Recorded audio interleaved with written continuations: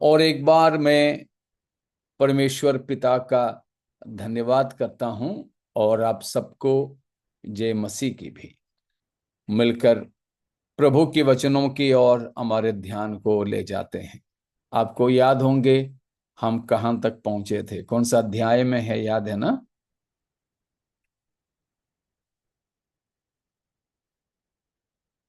कौन सा अध्याय में है? रोहन को याद नहीं है? हाँ, 14वां अध्याय में। उतना याद नहीं है लगता है। 14। 14वां अध्याय में। अच्छा, तो 14वें अध्याय में कौन सी आयत में है? 16। 16 आता हिंदी, 16 इंग्रजीमध्ये किती मार्क? ठीक है, बहुत बढ़िया। आई, आपने याद किया। बहुत अच्छा। तो हम 14 से 16 तक की आयतों को देख रहे थे, उन आयतों को फिर एक बार पढ़ेंगे।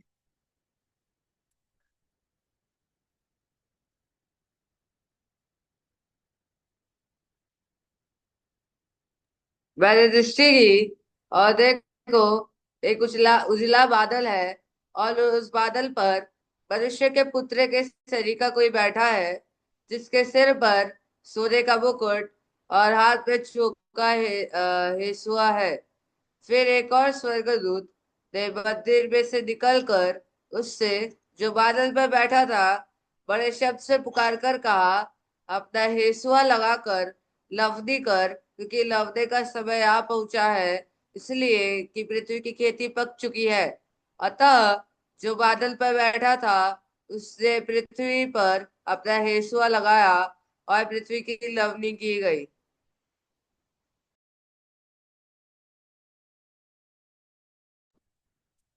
प्रभु का धन्यवाद हो। हमने 14वीं अध्याय की 14, 15, 16 आयतों को अभी पढ़े हैं। तो इसमें हम पाते हैं कि अभी तक हम स्वर्गदूतों की सेवकाइयों को देख रहे थे। स्वर्गदूतों की सेवकाइयों के बारे में हमने देखा, 1, 2, 3 करके स्वर्गदूतों ने अपने संदेश सुनाया या फिर अपने सेवकाई किया।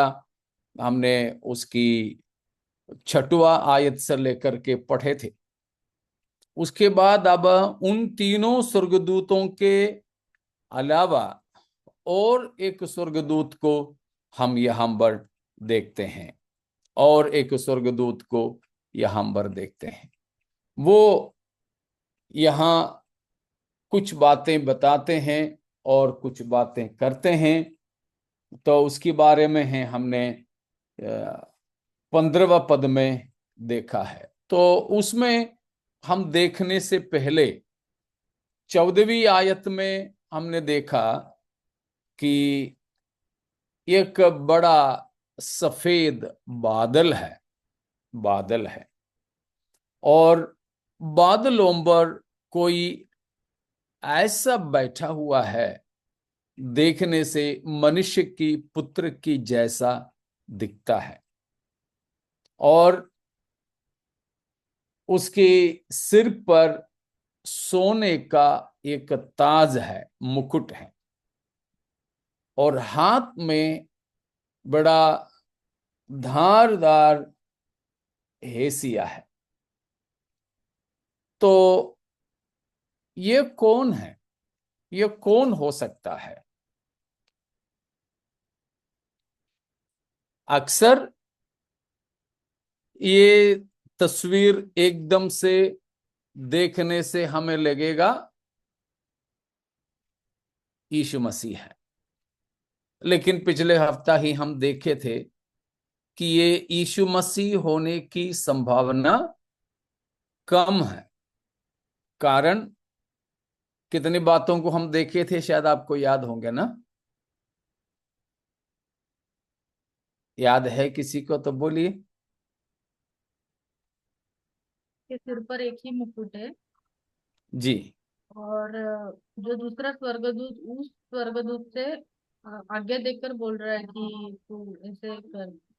हाँ, बिल्कुल।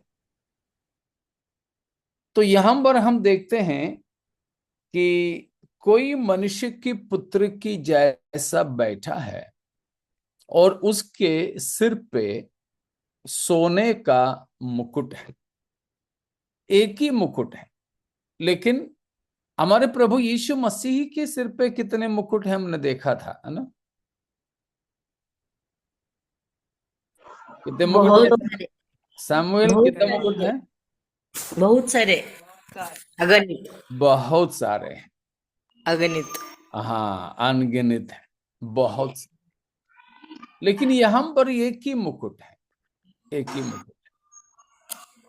और ये भी हमने देखा कि अगला आयत में कि वो स्वर्गदूत इस मनुष्य की पुत्र जो दिख रहा है उसको आज्ञा दे रहा है कि अपने हेसिया को दुनिया में, संसार में भेजो, पृथ्वी पे भेजो और कटनी करो।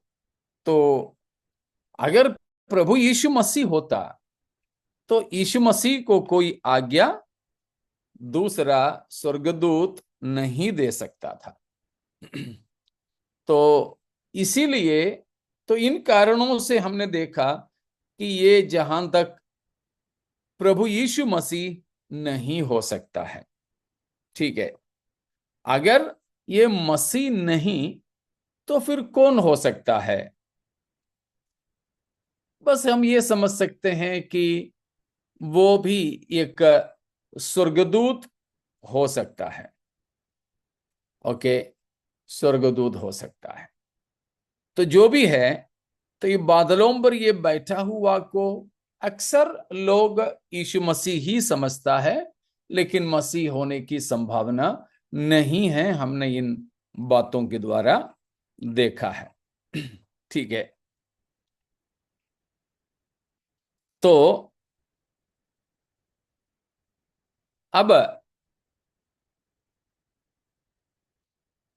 दूसरी एक बात यह है कि इनकी सिर पर जो मुकुट के लिए बताया, मुकुट करके हमारी भाषा में जो बोलते हैं उसके लिए यूनानी भाषा में दो शब्द देते हैं, दो शब्द। एक है स्टिफनोस और दूसरा है डयाडीम। डयाडीम और स्टिफनोस। उसमें डयाडेम जो है राज मुकुट के लिए बताता है, राज मुकुट के लिए। और स्टेफनोस जो है फतेहमंदों के मुकुट के लिए बोलते हैं, फतेहमंद जयवंतों के मुकुट के लिए बोलते हैं। यहां पर जो बताया है वह स्टिफनोस है, स्टिफनोस है। मतलब राज मुकुट करके नहीं बताया है, राज मुकुट करके नहीं बताया। प्रभु यीशु मसीह के सिर पर जो है बहुत से राज मुकुट हैं, बहुत से राज मुकुट। और वहां पर जो 19 अध्याय की 11-12 पदों में हम लोग पढ़ते हैं, या 11-12 को पढ़ लीजिए आप, जो जल्दी निकालें वो पढ़ लें। की पीड़ा का धुआं युगादियों उठता रहेगा, और जो उस क्या क्या पशु पढ़ रहे हो, क्या पढ़ रहे हो? नंतर मी स्वर्ग उघडलेला पाहिला, तो पहा एक पांढरा घोडा, आणि विश्वसनीय व सत्य असा म्हटलेला एक स्वार त्याच्यावर बसलेला मला दिसला. तो नीतीने न्यायनिवाडा करीतो व लढतो. त्याचे डोळे अग्नीच्या ज्वालेसारखे आहेत व त्याच्या डोक्यावर पुष्कळ मुकुट आहेत. त्याच्यावर एक नाव लिहिलेले आहे, ते त्याच्या वाचून कोणालाही कळत नाही. Praise God. 19 अध्याय की 11-12 है जो हमने पढ़ा. ठीक है, ध्यान से बैठना, ध्यान देना. तो हम उसकी 12वां आयत में बताया बात को ही लेंगे. प्रभु यीशु मसीह महिमा के साथ पृथ्वी पर आने का एक तस्वीर है. 19 अध्याय की 11 से 16 तक की आयतों में. उसमें 12वां आयत में बताया है उसकी सिर पे बहुत राजमुकुट है. वहां पर इस्तेमाल हुआ जो मूल शब्द है वो है डयाडीम. डयाडीम. तो लेकिन हमने 14 अध्याय की 14वीं पद में जो देखे वो स्टेफनोस है. स्टेफनोस. तो दोनों में फर्क है. DIADEM, डयाडीम. डयाडीम का मतलब है राजाओं का मुकुट और स्टेफनोस का मतलब है विजेताओं का मुकुट. प्रभु यीशु मसीह के सिर पे विजेताओं का मुकुट नहीं है परंतु राज मुकुट है.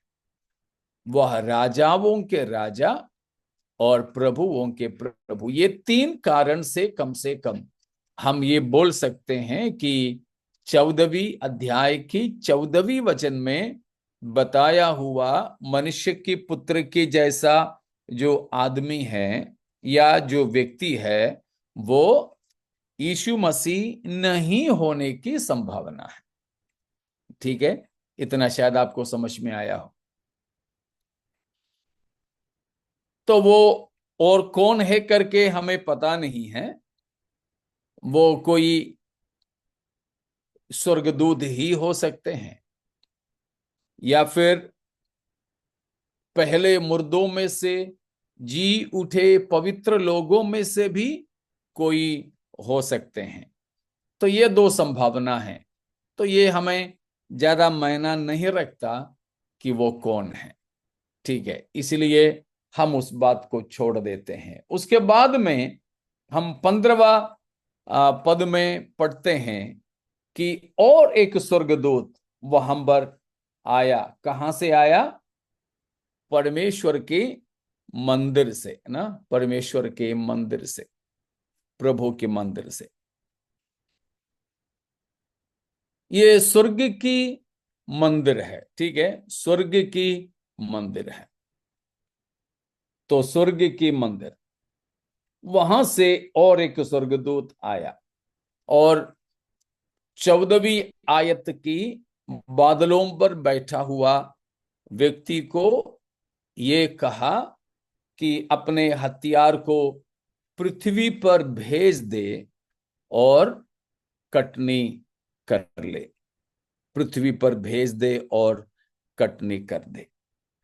हम जानते हैं, प्रभु के वचन में हम लोग पढ़ते हैं कि दुनिया के अंत में, संसार के अंत में जो है, ये कटनी का मतलब है, मैं आपको मत्ती के सुसमाचार 13वां अध्याय में ले चलूं. मत्ती 13वां अध्याय.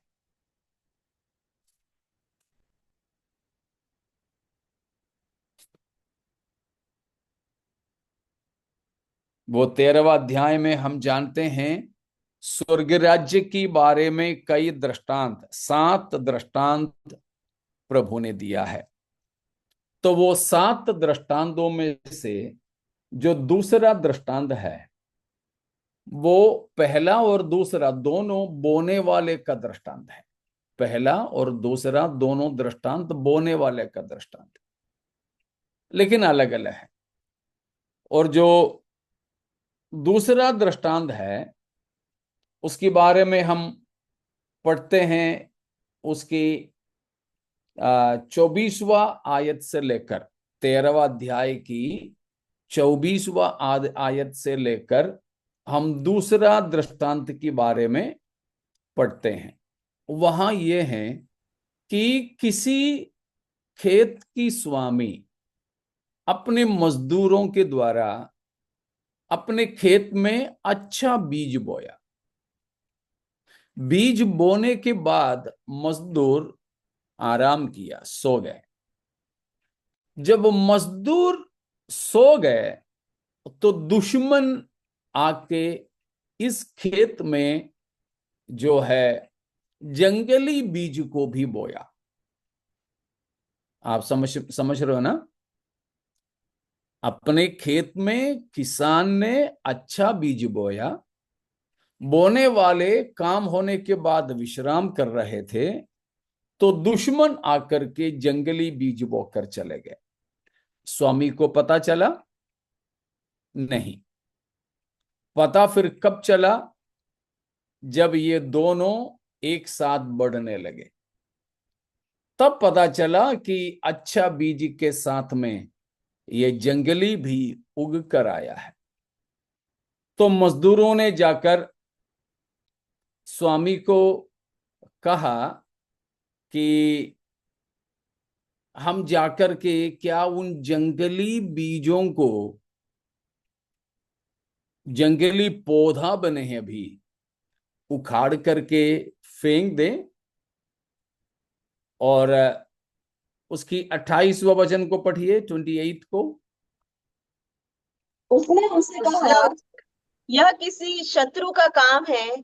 दासों ने उनसे कहा, क्या तेरी इच्छा है कि हम जाकर उनको बटोर ले? हाँ, तब स्वामी ने क्या जवाब दिया? उसने कहा, नहीं, ऐसा न हो कि जंगली दाने के पौधे बटोरते हुए तुम उनके साथ गेहूं भी उखाड़ लो। हाँ, तो स्वामी ने कहा कि जंगली पौधों को उखाड़ो मत, क्योंकि उसको उखाड़ते उखाड़ते में हो सकता है अच्छे दाने भी उखड़ जाएं। उसके बाद में अगला अगला वचन भी,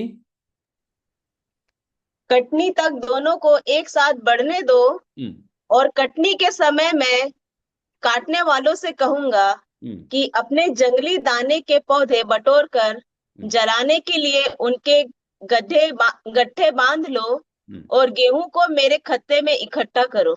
देखा, वहां पर प्रभु यीशु मसीह ने यह दृष्टांत दिया कि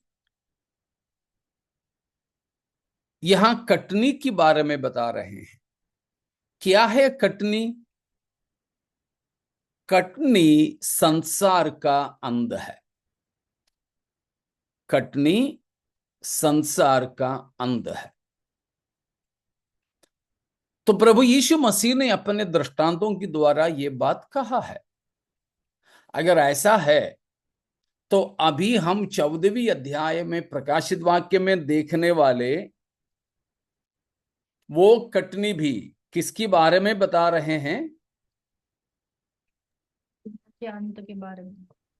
हाँ, संसार के अंत के बारे में बता रहे हैं, दुनिया के अंत के बारे में बता रहे हैं। और उसकी 31वां वचन, 31, ठीक है,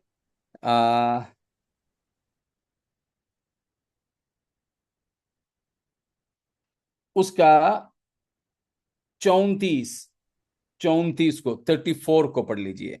ये सब बातें यीशु ने दृष्टांतों में लोगों से कही और बिना दृष्टांत वह उनसे कुछ न कहता था। तो हिंदी में शायद उससे ऊपर से होगा, 33 भी पढ़ के देखिए।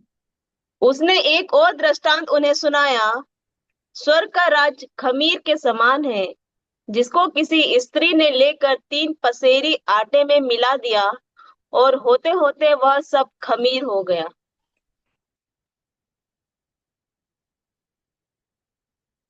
तो वहां पर कौन सा वचन है हिंदी में? ये लिखा है कि उसने दृष्टांतों के लिए अपना मुंह खोला करके, 35 है क्या? 35 है। हाँ, पढ़ लीजिए उसको। कि जो वचन भविष्यवक्ता के द्वारा कहा गया था वह पूरा हो, मैं दृष्टांत कहने को अपना मुंह खोलूंगा। मैं उन बातों को जो जगत की उत्पत्ति से गुप्त रही है प्रकट करूंगा। ठीक है। तो प्रभु यीशु मसीह दृष्टांतों के द्वारा कहते आए हैं, तो इसमें वो सब बातें बताया। अभी हमने जो पढ़ा, जो 24 से लेकर 30 तक की वचनों में जो दूसरा दृष्टांत, उसका अर्थ प्रभु यीशु मसीह ने 36 से लेकर के बताया है। ठीक है। उसकी मतलब है 37 से जरा पढ़िए, 37 से। उसने उनको उत्तर दिया, अच्छे बीज का बोने वाला मनुष्य का पुत्र है। खेत संसार है। अच्छे बीज राज्य की संतान और जंगली बीज दुष्ट की संतान है। जिस शत्रु ने उनको बोया वो शैतान है। कटनी जगत का अर्थ है और काटने वाले स्वर्गदूत है। देखा, कटनी जगत का अंध है, काटने वाले कौन है?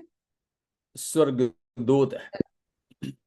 अगर ऐसा है तो 14वीं अध्याय, प्रकाशित वाक्य की 14वीं अध्याय की 14, 15, 16 आयतों में, या फिर 14 से लेकर आखिरी आयत तक हम जो देखते हैं, एशिया से काटने वाला। तो काटने वाला कौन है? स्वर्गदूत है। स्वर्गदूत है। तो 14वीं आयत में मनुष्य की पुत्र की जैसा दिखने वाला व्यक्ति वो काटने वाला है ना? वो काटने वाला, इसलिए तो स्वर्गदूत, दूसरे के स्वर्गदूत ने बोला जल्दी अपना हथियार को भेजो और काट दो। तो वो काटने वाला है। तो काटने वाला कौन है? स्वर्गदूत। स्वर्गदूत है। इसलिए वो यीशु मसीह होना जरूरी नहीं है और संभावना नहीं है। और या 40, 41 भी।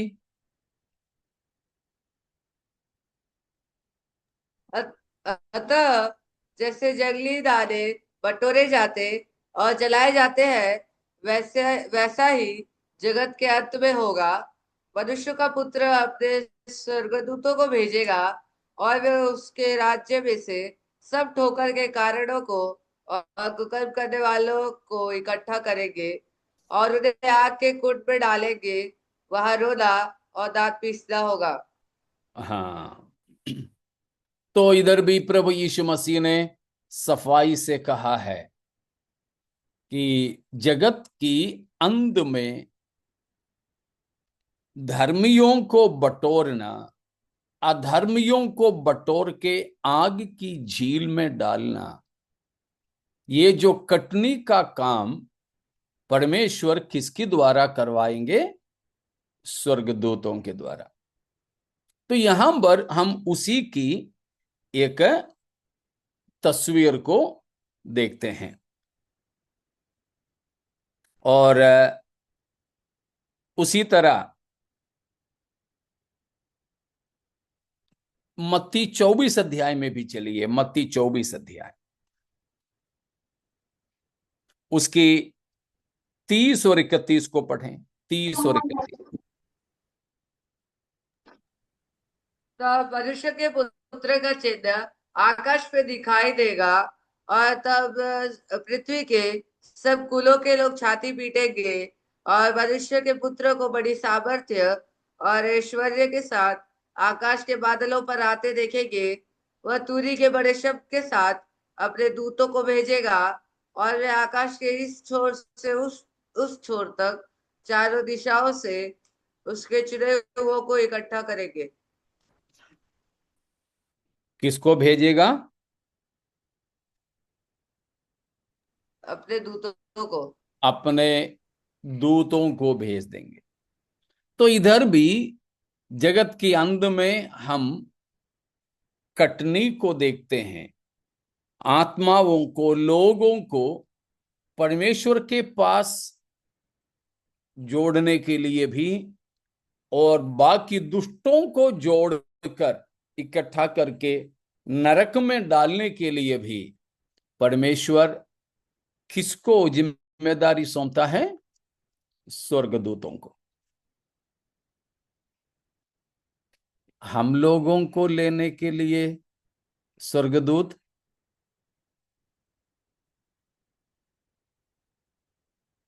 हमको स्वयं प्रभु कलीसिया यीशु को लेने के लिए स्वयं प्रभु यीशु मसीह।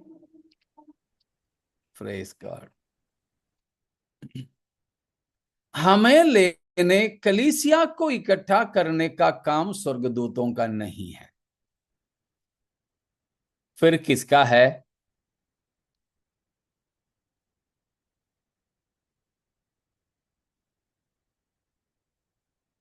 बोलिए ना, गलत है तो भी कोई बात नहीं।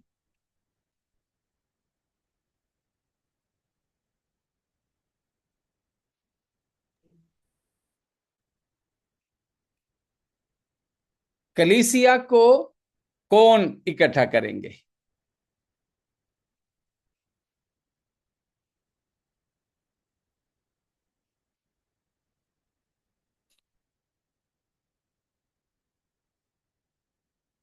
प्रभु यीशु मसीह करेंगे। प्रभु यीशु मसीह। और कुछ? हम करेंगे, जो पवित्र लोग हैं मसीह में। वही पवित्र लोगों को कलीसिया की उठा लिया जाने में कौन लेके जाएगा, ये पूछा मैंने।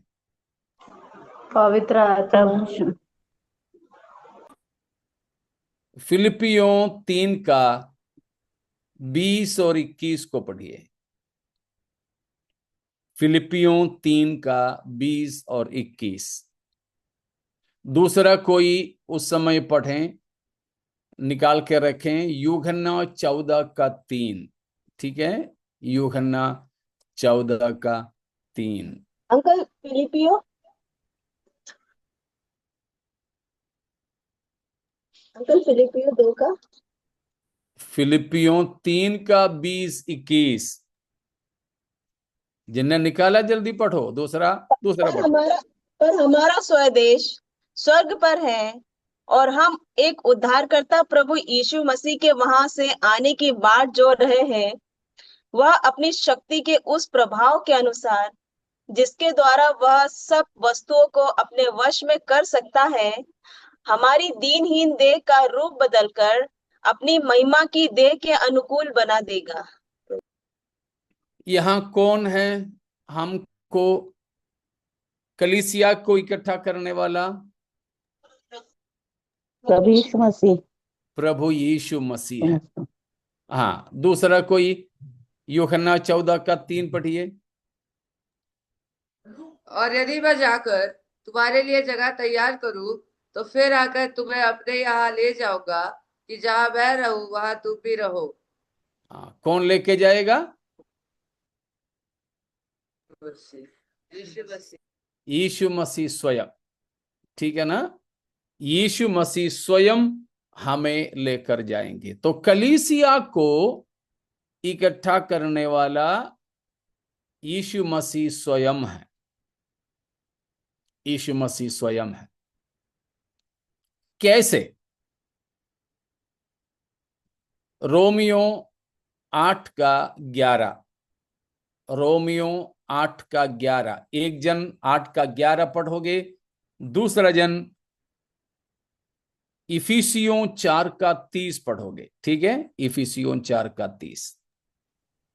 यदि उसी का आत्मा जिसने यीशु को मरे हुओं में से जिलाया तुम में बसा हुआ है, तो जिसने मसीह को मरे हुओं में से जिलाया वह तुम्हारी नश्वर देहों को भी अपने आत्मा के द्वारा जो तुम में बसा हुआ है जिलाएगा।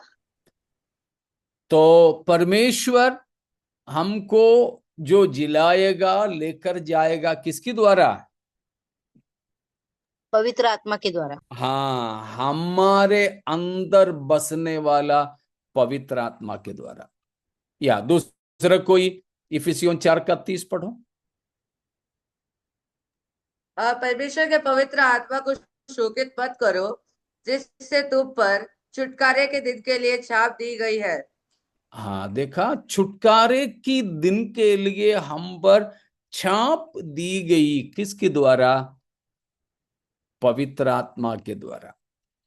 तो प्यारो, ये फर्क हमें समझना है कि कलीसिया को दुनिया से परमेश्वर के पास ले जाने के लिए यीशु मसीह स्वयं आएंगे और पवित्र आत्मा के द्वारा हमको अपने पास ले जाएंगे। लेकिन दुनिया के अंत में यहूदियों को इकट्ठा करना या धर्मियों को एक साथ करना और अधर्मियों को न्याय के लिए इकट्ठा करना, ये किसके द्वारा होगा? करने वाला यीशु मसीह ही है, फर्क नहीं है। लेकिन किसके द्वारा करवाएंगे? स्वर्गदूतों के द्वारा। हाँ, स्वर्गदूतों के द्वारा।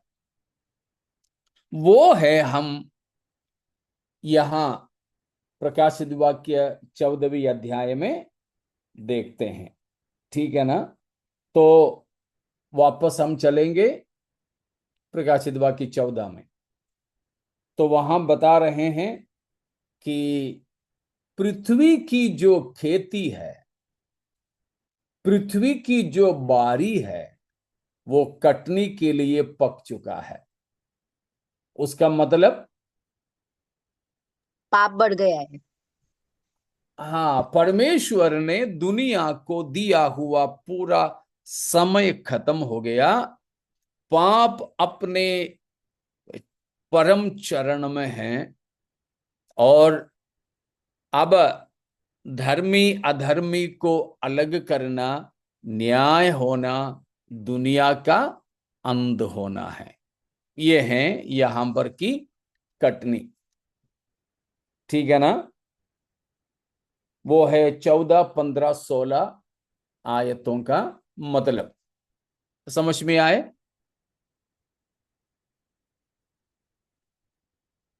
कोई शक है इतने में? नहीं?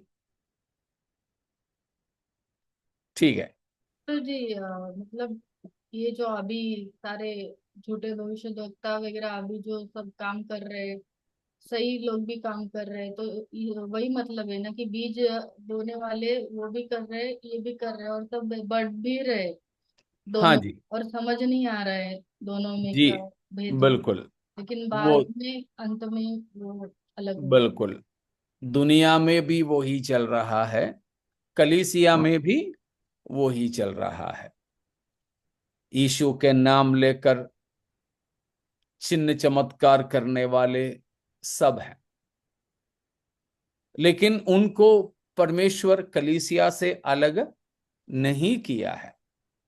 आप दुनिया में किधर भी जाओ, ऐसा कोई भी चर्च आपको नहीं मिलेगा जिसमें केवल पवित्र लोग ही हो। ये दोनों, अच्छा बीज भी, अच्छा पौधा भी, जंगली पौधा भी। उसको हम परमेश्वर, सही उपदेश और गलत उपदेश दो उस तरह से भी ले सकते हैं ना। हाँ बिल्कुल, ये सब कुछ वही है। मैं आप लोगों को 4 प्रकार की पवित्रताई के बारे में सिखाया हूं। पवित्रीकरण के विषय में हमारे चर्च के लोगों को याद होंगे, शायद याद है किसी को? न वैयक्तिक जीवन, हाँ, पहला है जीवन में पवित्रता आई,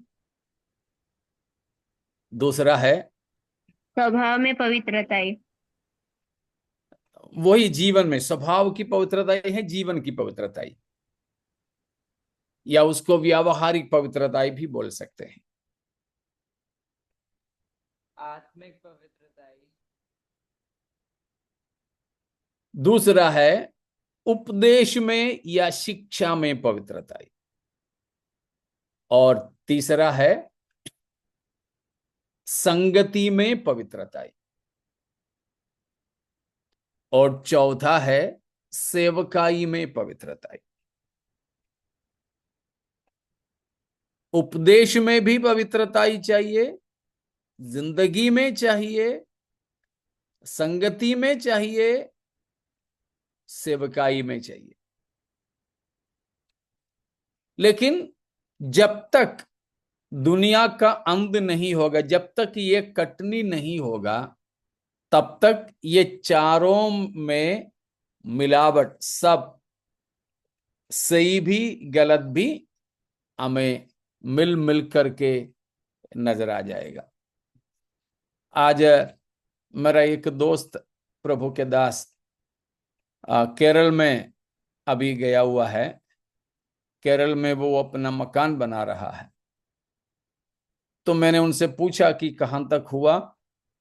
तो ऐसे बात करते करते मैं बोला कि अभी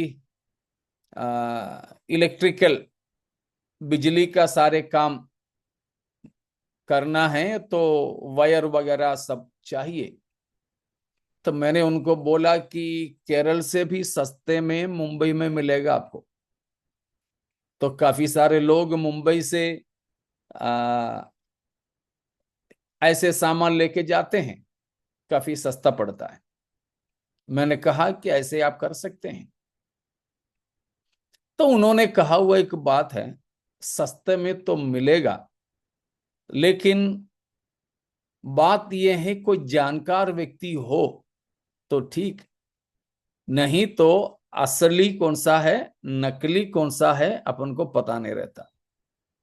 असली का नाम में नकली मिलेगा। अपन जैसे लोग जाएंगे तो बिल्कुल धोखा खाओगे। कोई जानकार व्यक्ति है तो वो पहचान सकता है। तो ये दुनिया में ये दोनों चलता है, असली और नकली। हमको मालूम नहीं रहता है। जब मालूम होता भी, मानो ऐसा कोई कलीसिया को हम बंद नहीं कर सकते हैं अशुद्ध अपवित्र लोगों के लिए। तो ये कब तक चलेगा? दुनिया की अंत तक, कटनी तक चलेगा। इसीलिए हम अपने आप को सावधानी के साथ पवित्रताई में रखें। ठीक है? तो ये जगत की अंत तक चलेगा। जैसे हमारे वहां एक प्रभु के दास एक दृष्टांत देता था। सवेरे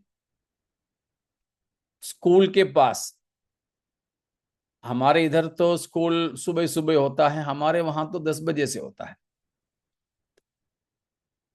तो इसीलिए सुबह बच्चों को खेलने का भी काफी टाइम मिल जाता है। तो बहुत जल्दी बच्चे लोग स्कूल में जाते हैं। स्कूल में बहुत बड़ा ग्राउंड वगैरह रहता है, बच्चे लोग खेलते हैं। तो बच्चे जल्दी आते हैं, एक साथ में खेलते रहते हैं। उसमें स्कूल की बच्चे भी रहते हैं, मोहल्ले की बच्चे भी रहते हैं, सब रहते हैं, सब एक साथ खेल रहे हैं। लेकिन 10 बजे घंटी बजती है स्कूल में। घंटी बजते समय पता चलता है कौन कौन स्कूल के बच्चे थे, कौन कौन मोहल्ले के बच्चे थे। दोनों एक साथ मिलके खेल रहे थे, एक ही टीम है।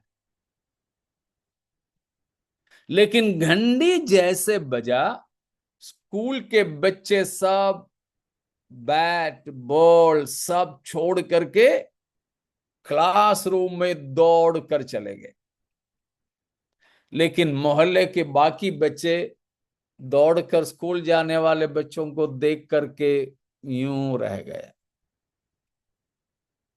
इसी तरह दुनिया में होगा, कलीसिया में होगी, दोनों एक साथ मिलकर के रहेंगे,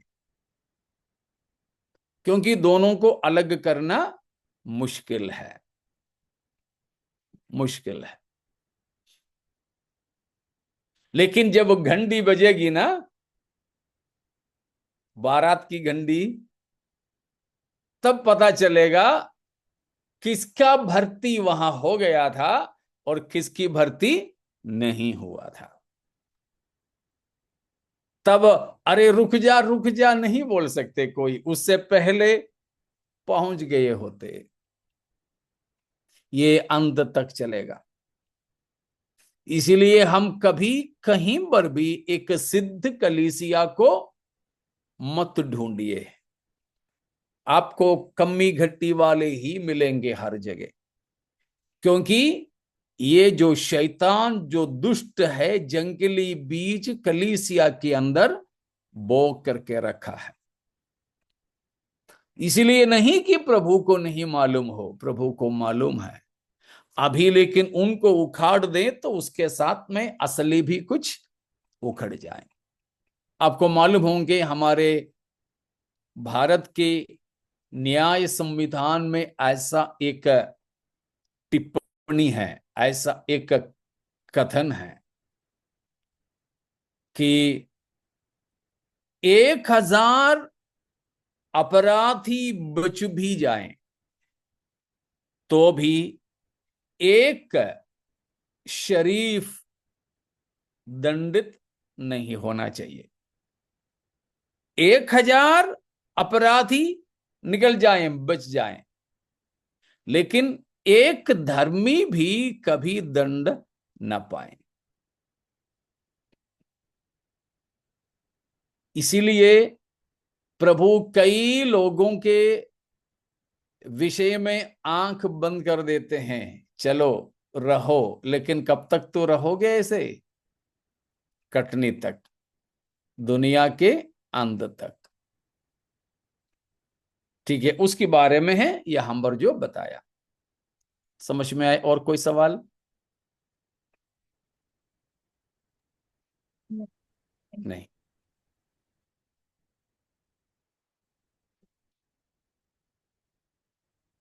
ठीक है, तो फिर 14वीं अध्याय की 14वीं वचन में भी हम स्वर्गदूत को ही देखते हैं, यीशु मसीह को नहीं, क्योंकि वो काटने वाला है, कटनी करने वाला स्वर्गदूत है करके यीशु मसीह ने मत्ती 13 में 24 में सब बताए हुए हमने देखा। ये कटनी है दुनिया के अंदर। अब धर्मी और अधर्मी को अलग करने और गेहूं या धर्मी को खत्ते में इकट्ठा करना और जो भूसा है उसे आग में झोंक देने का समय आ गया है। ठीक है, इतना अगर समझ में आ गए तो अब हम चलेंगे 17 से लेकर। और भी कोई सवाल है तो आप कर सकते हैं, नहीं तो फिर हम 17 से 20 तक पढ़ेंगे।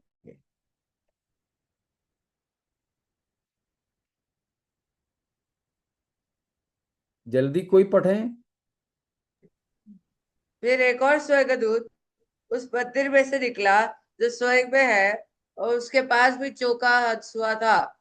फिर एक और स्वर्गदूत जिसे आग पर अधिकार था वेदी में से निकला, और जिसके पास चौका हंसुआ था उससे ऊंचे शब्द से कहा, अपना चौका हंसुआ लगाकर पृथ्वी की दाखलता के गुच्छे काट ले, क्योंकि उसकी दाख पक चुकी है। तब उस स्वर्गदूत ने पृथ्वी पर अपना हंसुआ लगाया और पृथ्वी की दाखलता का फल काटकर अपने परमेश्वर के प्रकोप के बड़े रसकुंड में डाल दिया, और नगर के बाहर उस रसकुंड में दाख रौंदे गए, और रसकुंड में से इतना लहू निकला कि घोड़ों की लगामों तक पहुंचा और 100 कोस तक बह गया। Praise God. तो यहां हम पाते हैं कितने और स्वर्गदूतों को?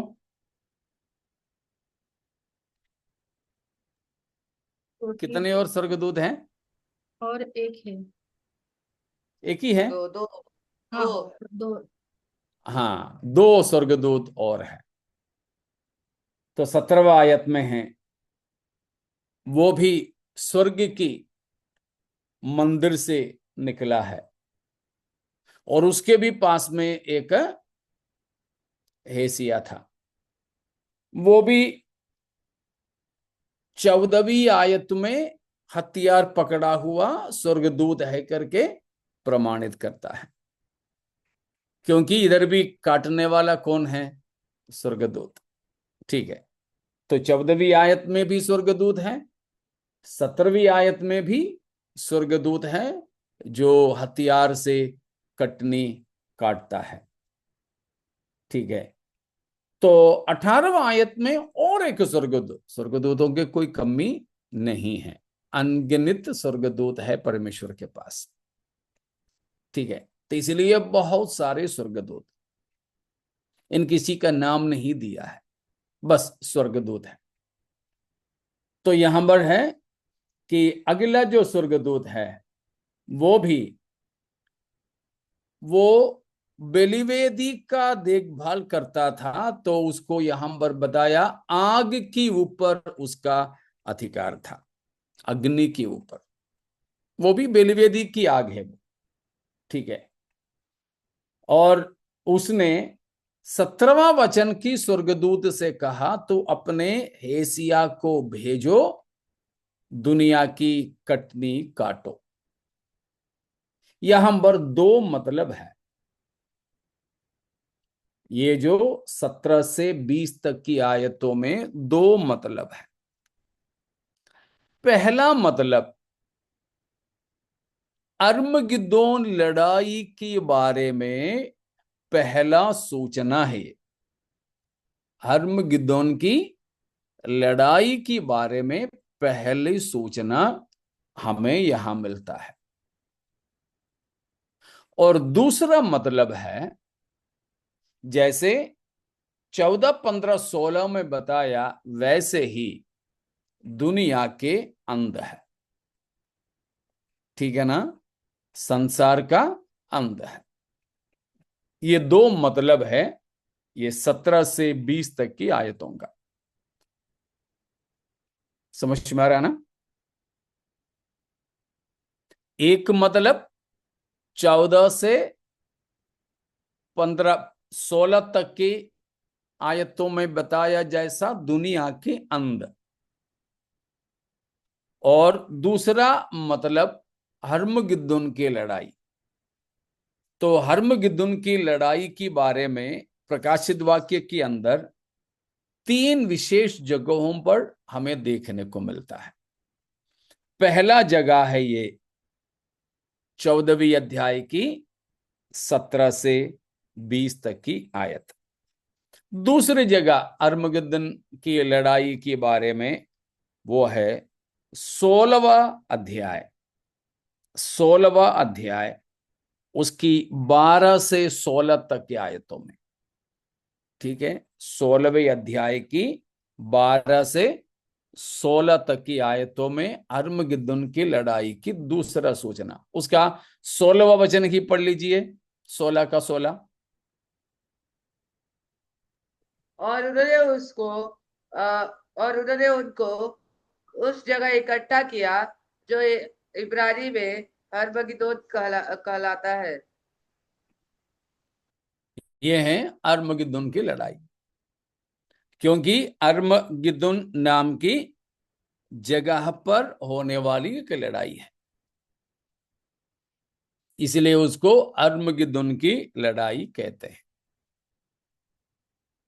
और इस लड़ाई की असली लड़ाई हम देखते हैं 19 अध्याय में। 19 अध्याय की 17 से लेकर आयतों में है। 19 की 17 से लेकर के आयतों में, 17 से 21 तक भी है। तो ऐसा 3 जगह है प्रकाशित वाक्य में जहां अर्मगिद्दोन की लड़ाई के बारे में बताया। पहला प्रकाशित वाक्य 14 की 17 से 20 तक, 16 का 12 से 16, 16 का 12 से 16 तक, और तीसरा 19 का 17 से 21। हाँ जी, 17 और 18 में न्योता है, और 19 से लेकर असली लड़ाई है। लड़ाई, हम लड़ाई बोलते हैं तो भी कोई ज्यादा समय तक का टिकता नहीं है, ज्यादा लंबा नहीं जाएगा यह लड़ाई। लड़ाई के लिए सब लोग खड़े होते होते ही लड़ाई खत्म हो जाएगा। कौन कौन के बीच में है लड़ाई?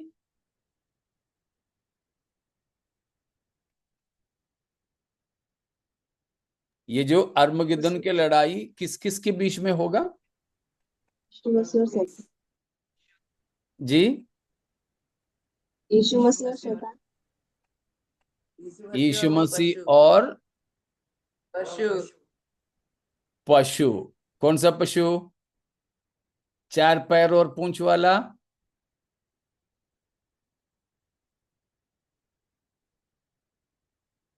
कौन सा पशु है? अजगर, पुराना सर। नहीं, वो पशु अलग है, अजगर अलग है बेटा। अजगर बाप है और पशु बेटा है। अजगर शैतान है, पशु झूठा मसीह है। ठीक है, तो ये अर्मगिद्दोन की लड़ाई प्रभु यीशु मसीह और झूठा मसीह के बीच में होगा। ठीक है, तो उसके बारे में है हम यहां पर जो पढ़ते हैं कि संसार की जब अंत होने पर है, उसका 2 पहलू है। संसार का जो अंत होने का 2 पहलू है। पहला पहलू अर्मगिद्दोन के लड़ाई में है, और दूसरा पहलू गोग मागोग की युद्ध में है। भविष्य में 3 खास लड़ाइयां होने वाली है। उसमें से सबसे खास ये 2 है। कौन कौन सा? अर्मगिद्दोन की लड़ाई और गोग मागोग की लड़ाई। सबसे आखिरी लड़ाई होगा गोग मागोग युद्ध। उससे ठीक पहले होगा इस अर्मगिद्दोन की लड़ाई। ये दोनों है सबसे आखिरी 2 युद्ध दुनिया में होने वाली है। ठीक है, सबसे आखिरी वाला युद्ध होगा गोग और मागोग की युद्ध, और उससे ठीक पहले होगा अर्मगिद्दोन की युद्ध।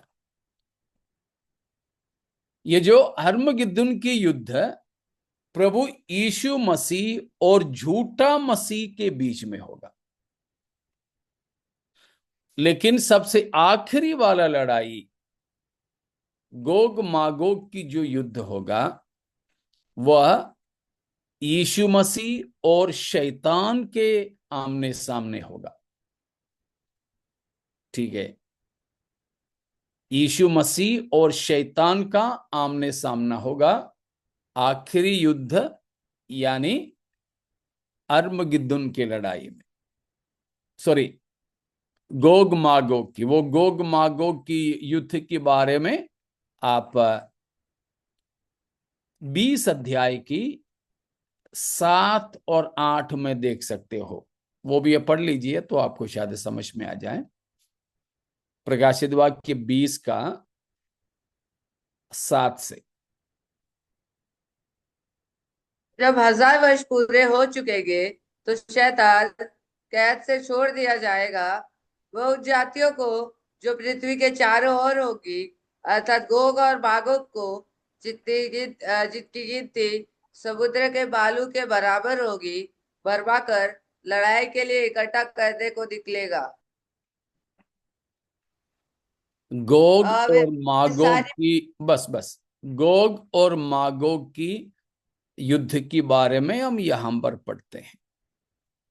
एक तरफ में प्रभु यीशु मसीह, दूसरा तरफ में शैतान। तो यहां पर हम 14वीं अध्याय की जो है 17 से 20 तक की आयतों में देखते हैं, वो है अर्मगिद्दोन की लड़ाई के बारे में। इसीलिए हैं वहां पर लिखे हैं कि खून बहेगा। प्रभु यीशु मसीह कैसे झूठा मसीही की सेनाओं को मार डालेंगे?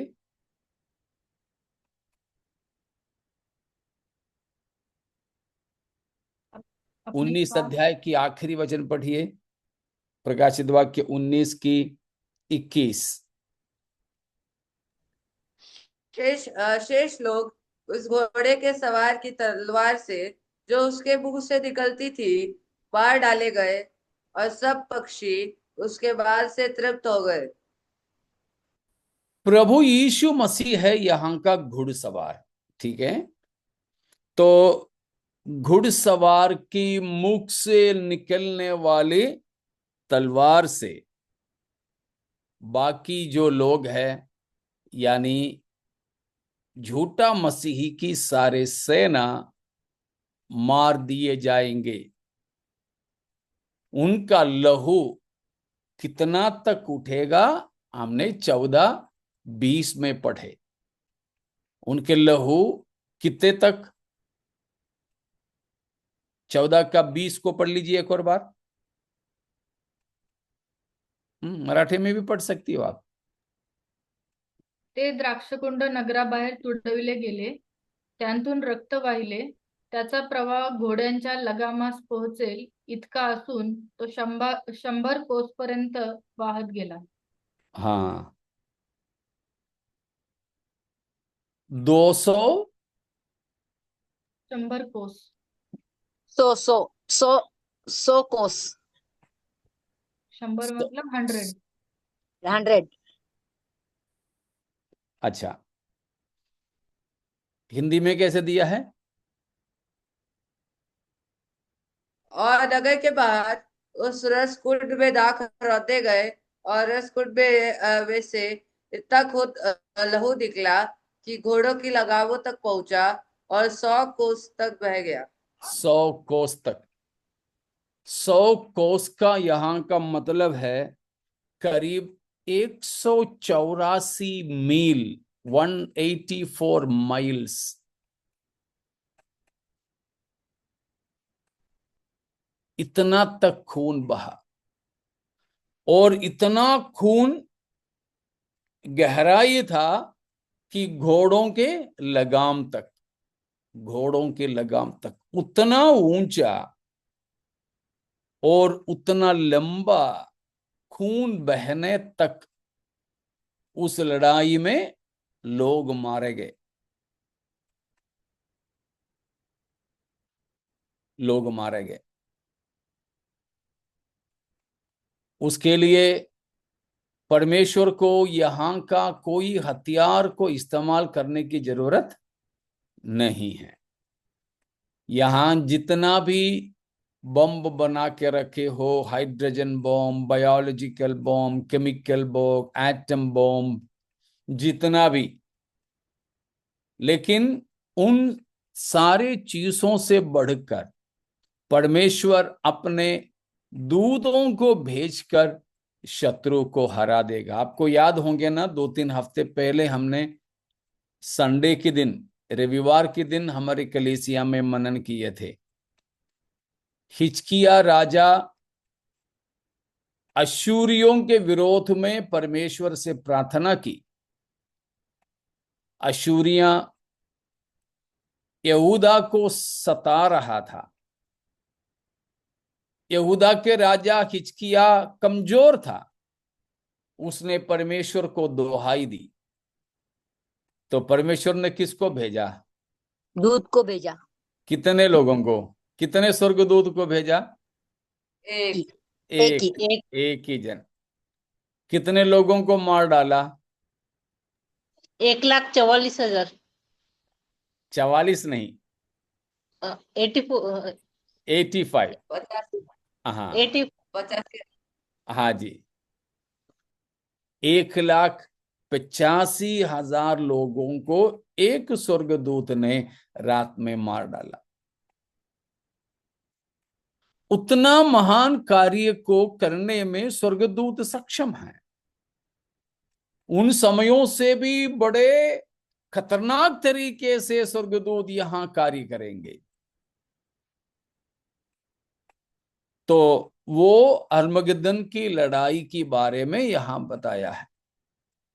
तो यहां आपने देखा कि जो हेसिया पकड़कर बैठा हुआ व्यक्ति स्वर्गदूत है, और पृथ्वी की दाखरस का मतलब, पृथ्वी की दाख की बारी का मतलब है कि मनुष्य जाति के लिए बताया। ठीक है, और वो भी ऐसा मनुष्य थे जो प्रभु यीशु के विरोध में मोर्चा खोले थे, जिनके बारे में हम भजन संहिता 2 में भी पढ़ते हैं। भजन संहिता 2 वो भी हमने कुछ हफ्ते पहले हमारे चर्च में बताया था, याद है ना? जाति जाति के लोग, पढ़ो पढ़ो पढ़ो। राष्ट्रांनी दंगल का मांडली आहे, लोक व्यर्थ योजना का करीत आहेत, परमेश्वराविरुद्ध व त्याच्या अभिषिक्ताविरुद्ध पृथ्वीवरील राजे उठले आहेत, सत्ताधीश एकत्र जमून मसलत करीत आहेत की चला आपण त्यांची बंधने तोडून टाकू, आपणावरील त्यांचे पाश फेकून देऊ। हाँ, पृथ्वी के राजा और हाकिम यहोवा और उसकी अभिषिक्त के विरोध में मोर्चा खोले और बोले कि हम उसकी बंधनों को तोड़ डालें और उसकी पाशा, है ना, रस्सी, पाश, हाँ, फेंक दे, उसको भी फेंक दे। मलयालम में भी पाशम बोलते हैं। तो पाश, रस्सी को उतार फेंक दे। तो लोग ये कोशिश कर रहे हैं कि परमेश्वर से छूट जाए। संभव है? नहीं। हाँ, अभी तो जैसे शायद इससे पहले भी एक बार मैंने बोला था, हमारे बचपन में हमारे घर में गाय पालते थे। गाय मुझे बहुत पसंद था, गाय अभी भी पसंद है, लेकिन मैं अभी परमेश्वर की भेड़ों को चरा रहा हूं, तो गाय पालने का समय नहीं है। तो मान लीजिए ये गाय है, ये गाय को हम ले जाते हैं, तो हमारे वहां गाय को बांध के रखते हैं। तो जब हम उसको चराने ले जाते हैं, इसी तरह उसकी रस्सी को मोड़ मोड़ कर हमारे पास में रखते हैं। हम लोग जब खेत में लेकर जाते हैं तो ये गाय दौड़ना शुरू करती है। जैसे जैसे वो दौड़ेगी ना, वैसे वैसे हम रस्सी को खुला छोड़ देंगे, वो उतना उतना दौड़ेगी। जितना रस्सी की लंबाई है उतना ये दौड़ेगी। लेकिन आखिरी मोड़ भी रस्सी का हमने छोड़ दिया, तो रस्सी का आखिरी छोर हमारे हाथ में है। ये नहीं छोड़ेंगे। अब वो गाय लंबा नहीं जा सकती है। जितने तक रस्सी की मोड़ थी उतने तक वो जा सकती थी, अब नहीं। अब आखिरी छोर हमारे पास। इसी तरह दुनिया के लिए परमेश्वर ने भी रस्सी मोड़ मोड़ कर पकड़े थे। वो रस्सी है समय। वो समय प्रभु दुनिया को देता रहा, लेकिन अब ऐसा वक्त आ गया कि बिल्कुल भी समय बचा हुआ नहीं है। परमेश्वर उनके विरोध में लड़ने के लिए तैयार हो गया, और परमेश्वर से लड़कर ना कोई मनुष्य जीत सकता है, ना शैतान। परमेश्वर अपने क्रोध में इन पर दंड दे रहा है। समझ में आ रहा ना? इधर ही होना सब लोग। तो परमेश्वर अपने क्रोध में मनुष्य को दंड दे रहा है। वो है यहां पर जो हम देखते हैं, धारदार चाकू या हेसिया दुनिया में भेजकर दुनिया की पक्की हुई कटनी को काट रहा है। ये परमेश्वर, ये कटनी खुशी की कटनी है? नहीं, नहीं। ये कटनी बड़े क्रोध की कटनी है। इसलिए है इन इन दाख की गुच्छों को काटकर कहां डाला? 19वां आयत में। रसकुंड में। कौन सा रसकुंड में? परमेश्वर के क्रोध का बड़ा सा रसकुंड। हाँ, परमेश्वर की क्रोध का बड़ा सा रसकुंड में। एक और वचन पढ़कर हम समाप्त करेंगे। 6 अध्याय में, प्रकाशित वाक्य ही 6 अध्याय में चलेंगे। उसकी 12 से लेकर एक और बार पढ़ें। जब उसने छठवीं मुहर खोली तो मतलब मैंने आपको देखा। याद होंगे 5वां अध्याय का 7 मोहर वाली किताब, उसकी 6वीं मोहर खोली, तब क्या हुआ? तो मैंने देखा कि एक बड़ा भूकंप हुआ और सूर्य कपल के समान काला और पूरा चंद्रमा लहू के समान हो गया। आकाश के तारे पृथ्वी पर ऐसे गिर पड़े जैसे बड़ी आंधी सेल कर अंजीर के पेड़ में से कच्चे फल झड़ते हैं। आकाश ऐसे सरक गया जैसा पत्र लपेटने से सरक जाता है, और हर एक पहाड़ और टापू अपने अपने स्थान से टल गया। हाँ, बाकी है, तब अभी पृथ्वी चाहिए हमको। थक गया? नहीं नहीं हाँ, तो पढ़ो।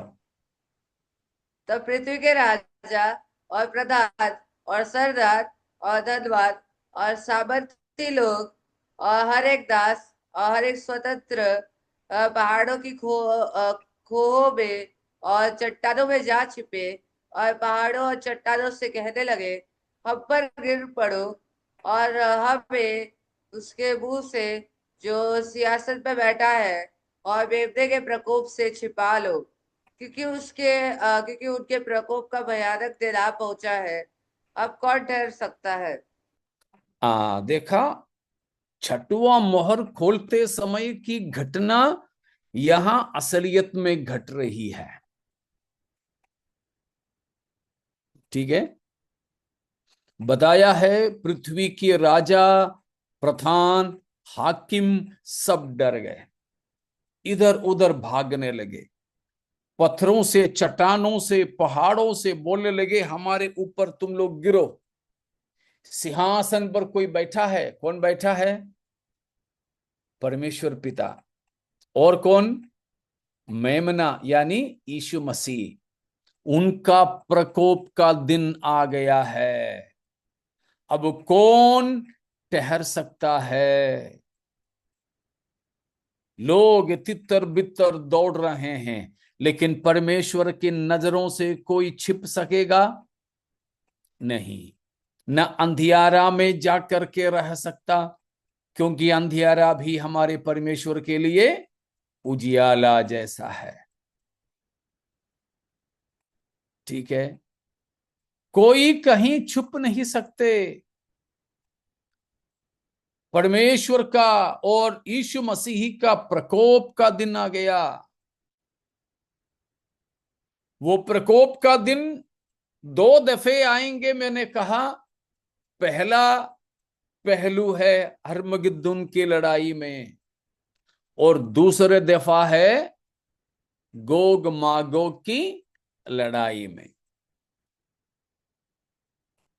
अब उनको बचने का कोई उपाय नहीं है। हां, पहले महाक्लेश के 7 वर्ष भी प्रकोप था, लेकिन उस समय उनको बचने का, उद्धार पाने का अवसर था, लेकिन अब अवसर नहीं है। वो है यहां की कटनी, यहां की चक्की, और यहां की दाखरस, दाग को रौंदना। ये सारी मतलब समझ में आ गए आपको? किसी को कोई शक है अभी तक के में?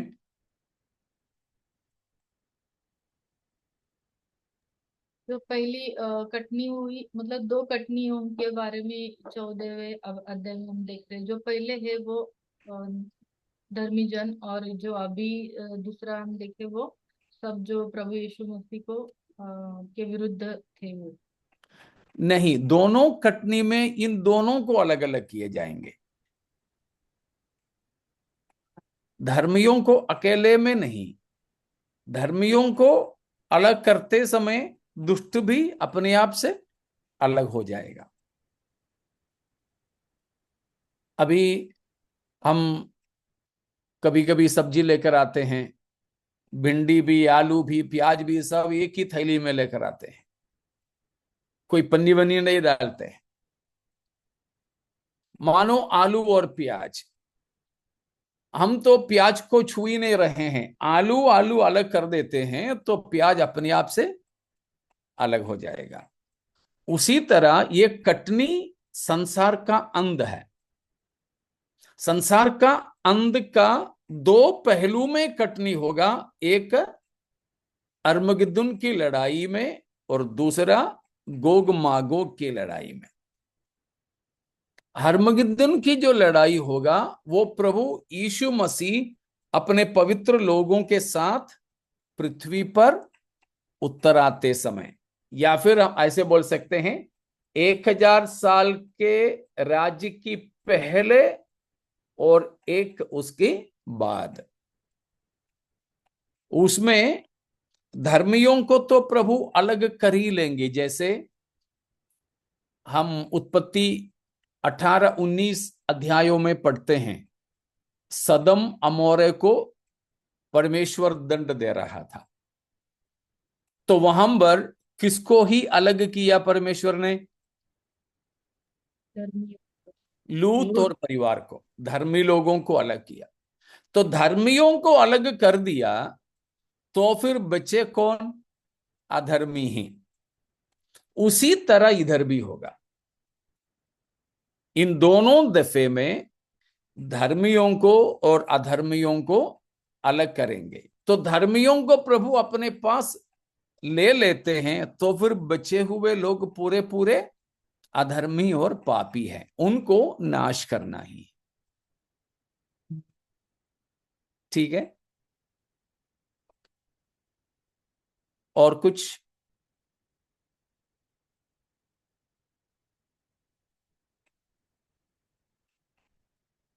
तो फिर ठीक है, हम समाप्त करेंगे।